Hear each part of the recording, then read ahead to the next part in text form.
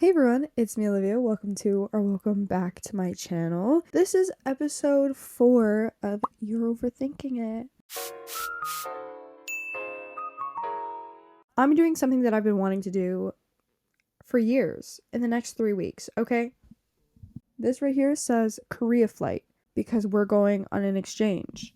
I'm bringing this up in every video, but that's because I'm in the final stages and it's kind of a big deal. Let's be real. But what better way to prepare myself for the foreseeable future than to reflect on my past? To set the scene, I was 10 years old in 2014 at the beginning of my 5th grade year. I didn't turn 10 until November of 2014, and I didn't turn 11 until November of 2015. So the entirety of my 5th grade year, I was 10 years old. I've got all of them on my notes here, so let's just start with the first one. Number 1, don't get caught up in social media. Girl, delete Snapchat. You are 10 years old. Why do you have Snapchat? I was I think 9 years old when I got Instagram for the first time. I didn't really post much on it other than my duct tape stuff, when I made duct tape wallets, when I just made duct tape crafts. That's what my account was. But then I started getting into Snapchat because everyone and their mothers had Snapchat, right? I didn't want to be the lone wolf, but I think that it would have been so beneficial if I just didn't have Snapchat at that young of an age. I've had Snapchat deleted for over a year now, and the only reason I go on it now or re-download it is to look at memories, whether it be for TikToks or whether it be to show my friends how I looked at a certain period of time. But I never use it to text people, never use it to contact or look at people's stories or anything. Realistically though, we have to think about it Instagram, Snapchat, TikTok, they're basically all the same thing. They all have stories. Everyone's already posting their life on all of these apps. I don't see having Snapchat as a necessity like I did when I was 13 years old, and it's been so nice just not having that app and just shoving it away from the world, because into my teenage years having Snapchat was probably the most toxic app ever. People were always posting drama on stories. People were always looking at Snap scores and whether they were raising, and they saw it as it just became such a toxic thing, and I just didn't like that in my life anymore. And so I talked to a lot of people on Snapchat. I still have so many people on Snapchat that I just don't talk to, and I haven't talked to since high school or even elementary school. I don't have them unadded, nothing like that. They're literally on the app, but it'll say I haven't messaged them in 140 weeks. It's been that long, you know what I mean? From the ages of 10 to 16, when quarantine hit, everyone was very nose in phone, and I definitely think that COVID made that worse. Everyone was, again, very nose in phone. But for me, that period of time, I was so oh my god, I gotta post what I'm doing. It was just little minute things that I was oh my god, I have to show because I have to be cool. I just hated that app. I hated the toxicity that came with the app. I just always felt that app was the means for competition. That app was the embodiment of competition. I don't know why. I just always felt that way. 10-year-old Olivia, girl, please just stick to Instagram, Musical.ly, and YouTube. You do not need anything else. And there was a time when Be Real was really big. I used it for maybe 3 weeks, didn't use it again. I feel so many apps are just so useless, and I don't really see a reason to use so many if they're all kind of just doing the same thing. You'll save yourself so much unneeded stress if you just get rid of Snapchat. And I know everyone has Snapchat.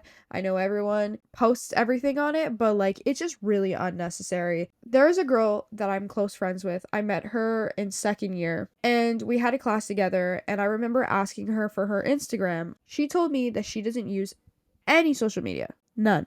And that she'll give me her number. And I was like, girl, good for you, because, huh? I asked her how long she hadn't used it for, and she said that she hadn't used it since high school. 9th grade. The willpower on that woman, dude. Number 2 is don't try to be someone that you're not. When I was being bullied in 5th grade, I lost all of my friends. Every single person that I cared about, that was close to me, gone and became the bullies. I think that point in my life was probably the worst time because I felt so out of body. I felt like I didn't belong anywhere, And to kind of like mitigate that feeling, I became someone I thought everyone else would like. School wasn't safe. I felt so alienated and like isolated. Like at recess, no friends I could play with. I was always left out. And so I ended up before 8th grade dyeing my hair blonde and kind of changing my personality. Like I really became a different person. And as much as I hate to say it, like it worked. Like people liked me. I had friends. I had built a friend group. But that doesn't mean that I wasn't right. Like it built a lot of confidence for me. It made me feel, cared for and loved. But I did it with the wrong intentions. I didn't do it for myself because I wanted to really feel better. I wanted to do it for other people to make myself feel better. So yeah, Olivia, you know what? Dye your hair blonde. Do the balayage. But just don't change your personality. Like, really stick to what you like. Don't let anyone tell you that what you like is weird. Because they're weird. Number 3 and 4 are kind of like joking ones. But I'm still gonna put them in anyway. Because this is what I would tell my 10-year-old self. Like, if I saw her face to face, this is what I would say to her. So even if they are a joke, it still counts. Number 3, do not step onto that garbage can on February 21st, 2015. Don't do it. Just don't do it. I fractured my wrist. And every time I tell this story, someone usually is like, girl, what were you doing on a garbage can? The story is my parents and I and my sister, my family, whatever, we were going to go tobogganing. I was an impatient 10-year-old. I really wanted to go. And I ended up stepping on a garbage can, an empty, hollow garbage can, to reach the top shelf of a shelving unit in my garage to take these toboggans down. And I fell over onto my wrist and fractured it. This wrist, to be exact. That's what I would say to her. Just don't do it. Just don't do it. And number 4 is do not play soccer. Do not play goalie with your cousin in June of 2015, like 3 or 4 months later, because you're going to break your wrist. Cousin shot a soccer ball, hit my wrist, completely accidental. Actually helped my wrist because now my wrist is healed fully. Instead of it just being like fractured, the bone was able to heal completely. But just don't do it. You know what I mean? Like, if you're not going to do number 3, at least don't do number 4. I spent 5 months in 5th grade in a cast. You're going to lose so much muscle mass in your left wrist. Your right side is going to have to compensate, and it's going to be a shit show. Just don't do it. Number 5, do not let the amount of friends that you have define your worth as a person. It's just really not that deep, okay? It really is not. I saw people say on YouTube and Instagram growing up that the older you get, the smaller your circle gets. I thought, nah, like this is not, no. I thought that I was gonna have the friends that I made in elementary school for my entire life. Like, I loved these people. I went from being bullied from like 5th to 7th grade to dyeing my hair and having loads of friends in 8th grade and changing my personality and being a completely different person. And when I had built this friend group in 8th grade, I literally thought that all these people were gonna be like at my wedding. So I would tell my 10-year-old self that people are not always gonna stay, and that's fine. Cherish what you have now, make the best of it, but don't expect everyone that you meet at the age of like 12 to be with you for a lifetime. That friend group that I had solidified in 8th grade did come with me to high school up until quarantine hit. One thing led to another, and all of the friends that I had kept and I'd made at like 12 years old, gone. COVID hit when I was in 10th grade. Everyone just kind of grew apart. Nobody was really talking. Nobody wanted to put in the effort to keep relationships and keep friendships. So everyone kind of just like dissipated. It was really hard to go from having an abundance of people and being around people and like being so extroverted and just, living off the energies of others to having literally nobody. And this is why I would tell myself to not let the amount of friends that you have define your worth as a person, because people will come and go. That's just how it is. You're 10 years old. You're not going to be the emotionally mature person, that you want to be. You don't even know what that means. But don't hold friends on a higher pedestal than you put yourself. I would just remind my 10-year-old self that people come and go. That's just life. It happens. Move on. You'll meet new people. Number 6 is to enjoy your interests regardless of what other people are saying about it. Make your Minecraft YouTube videos. Make your duct tape videos. Girl, game and just post it because it's fun. Record on your iPad. Record on your BlackBerry tablet. Record on your Nintendo DS.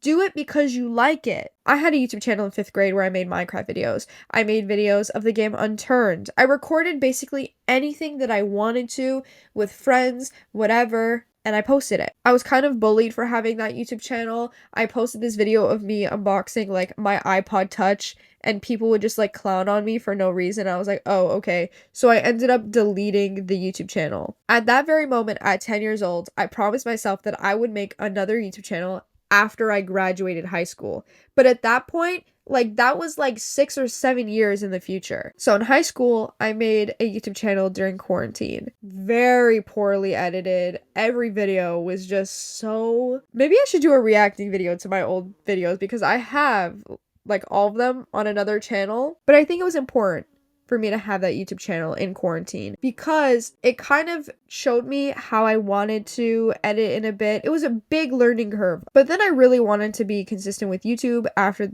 quarantine, and that's why I posted my graduation series. So Olivia, 10-year-old Olivia, just do it. Literally just do it. Don't start like 15 channels afterwards. Just use the one that you have, stick to it. People made fun of me because my name was like Liv Random. It was a name my mom came up with because my name is Olivia.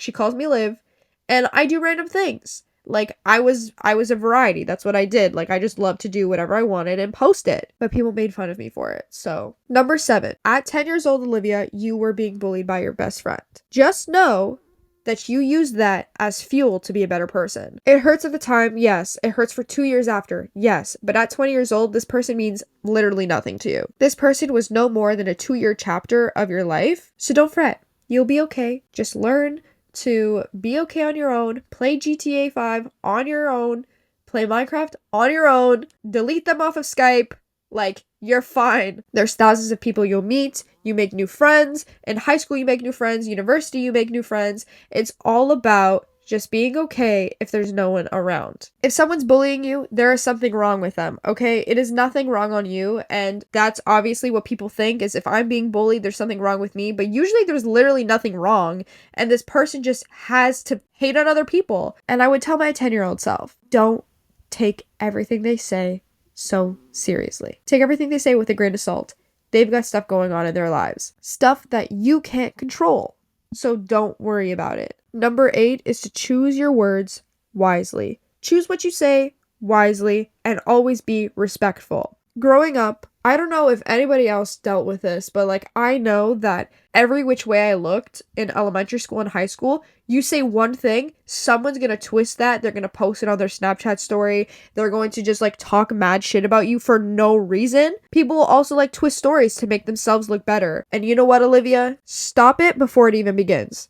Just be respectful, choose your words wisely, and those people that bullied you, do not even give them the time of day, okay? Do not even talk to them. Just don't, because you're only hurting yourself in the end. Some teenagers, just some people, kids, no matter what age of life, okay, just love to start drama. People are willing to ruin friendships over one thing that someone said. So keep your friends close, okay? But always remember that people will come and go regardless of how you act. So just act respectful. So don't over-explain or overreact. Just do what you're doing.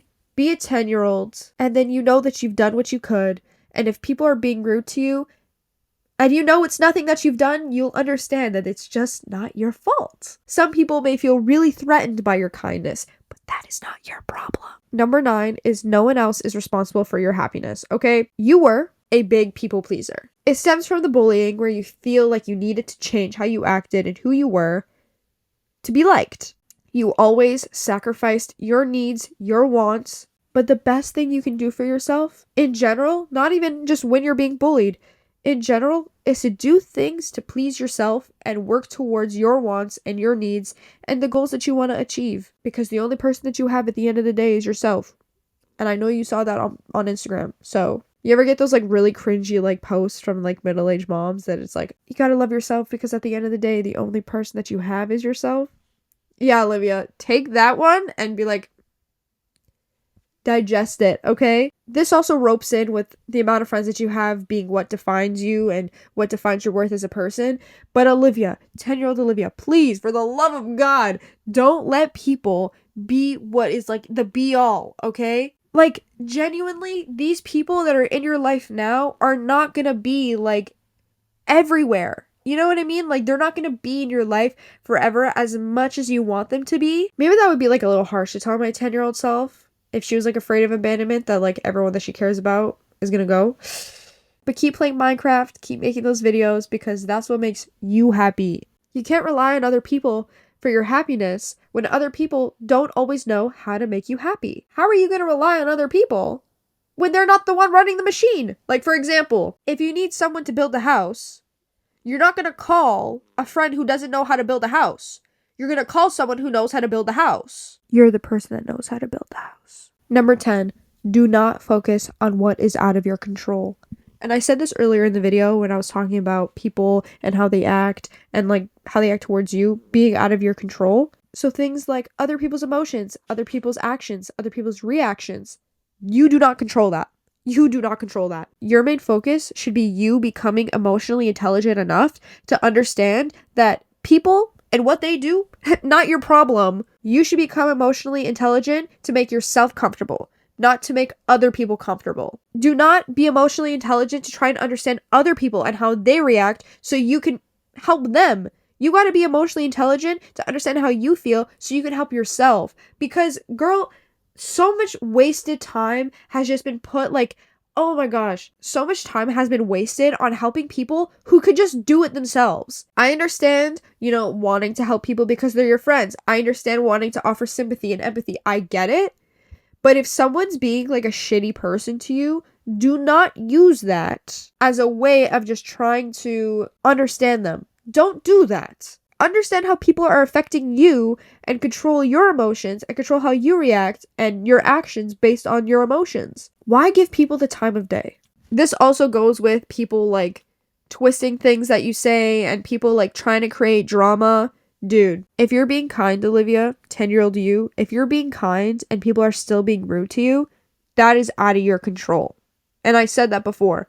There's no way in hell that you could understand everything that someone's feeling because you are not in their head. At the end of the day, you need to understand yourself best because no one else is going to put in the effort to understand you other than yourself. People can probably read you like a book, people who are close to you, people who have known you for so long, but you got to be comfortable knowing that how you react is how you react. How other people react is how other people react. But that's just the way the cookie crumbles, right? That's just life. That's just how it goes. And I'm in a place in my life now where I'm doing what I love to do. I'm in school and I'm doing well. Again, within the next 3 weeks, I'm doing the biggest thing that I've been wanting to do since I was 10 years old. And I think that is the most important part about all of this. Just sticking to it.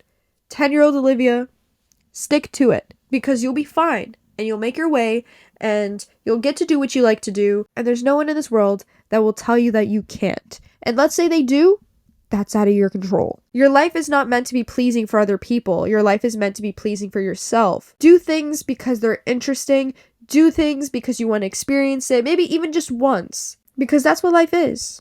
Life is just an accumulation of experiences and emotions that you have towards those experiences. And so make the best of it. With Korea coming up, I feel very weird. Like it doesn't feel real. And now's the time where like I'm choosing my classes, choosing my roommate, I have to start packing, all that stuff.